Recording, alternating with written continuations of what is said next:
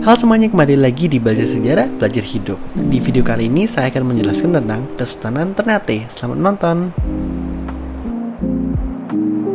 Kesultanan Ternate atau juga dikenal sebagai Kerajaan Gapi adalah salah satu dari 4 kerajaan Islam di Kepulauan Maluku dan merupakan salah satu kerajaan Islam tertua di Nusantara. Nah, Kesultanan Ternate ini didirikan pada tahun 1257 Masehi. Kesultanan Ternate memiliki peran penting di kawasan timur Nusantara antara abad 13 hingga abad ke-19.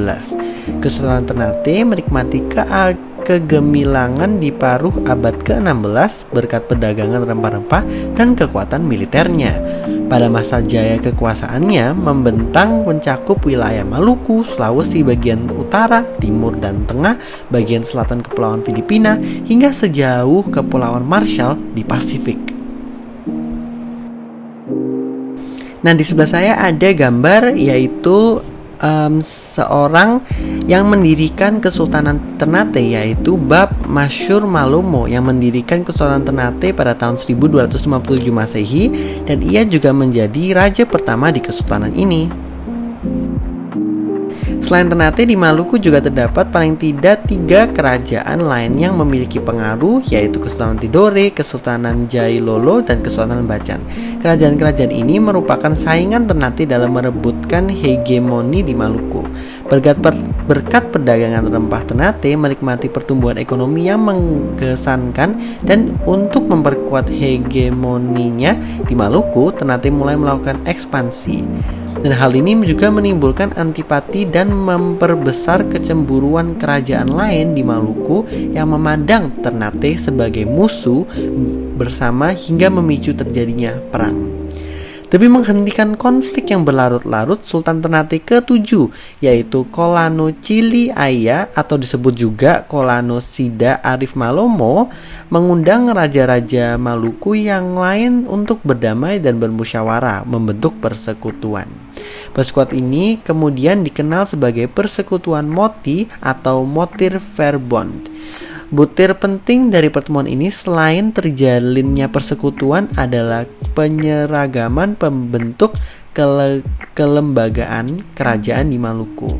Oleh karena pertemuan ini dihadiri oleh 4 raja Maluku yang terkuat, maka disebut juga sebagai Persekutuan Moloko Kie Raha atau 4 Gunung Maluku.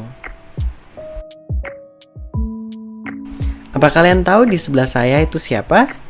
Ya, yaitu Kolano Mahrum.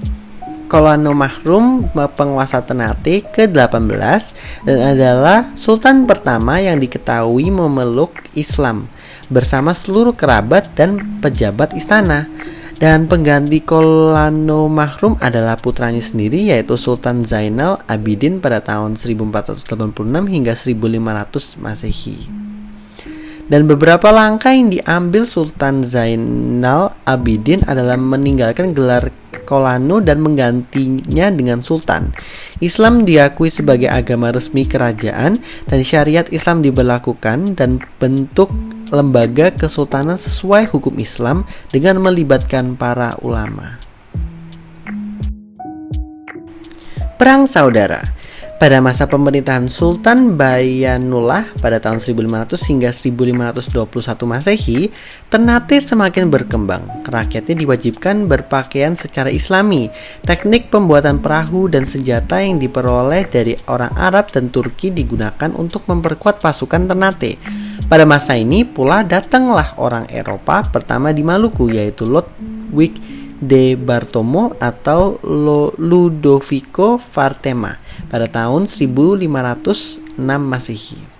Nah, tahun 1512 Masehi, Portugal untuk pertama kalinya menginjak kaki di Ternate di bawah pemimpin Francisco Serrao atas persetujuan Sultan.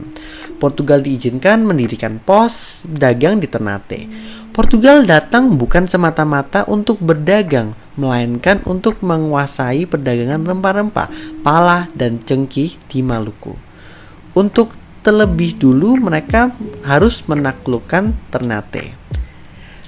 Dalam saat itu, Portugal juga memanfaatkan kesempatan ini dan mengadu domba keduanya hingga pecah perang saudara. Kubu permaisuri Nukila didukung Tidore, sedangkan Pangeran Taruwese didukung Portugal.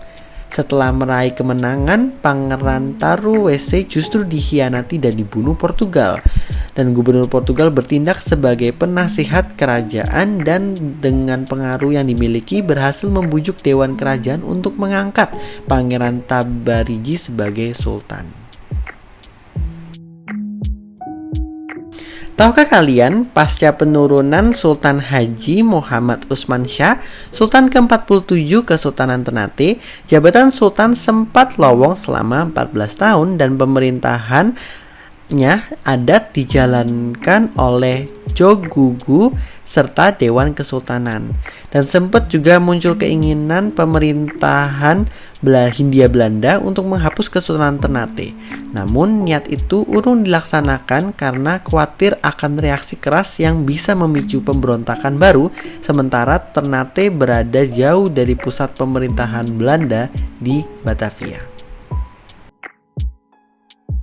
Terima kasih teman-teman telah menonton video ini tentang Kesultanan Ternate. Jangan lupa in the next video saya akan menjelaskan tentang Kesultanan Tidore, yaitu kelanjutan dari Kesultanan Ternate.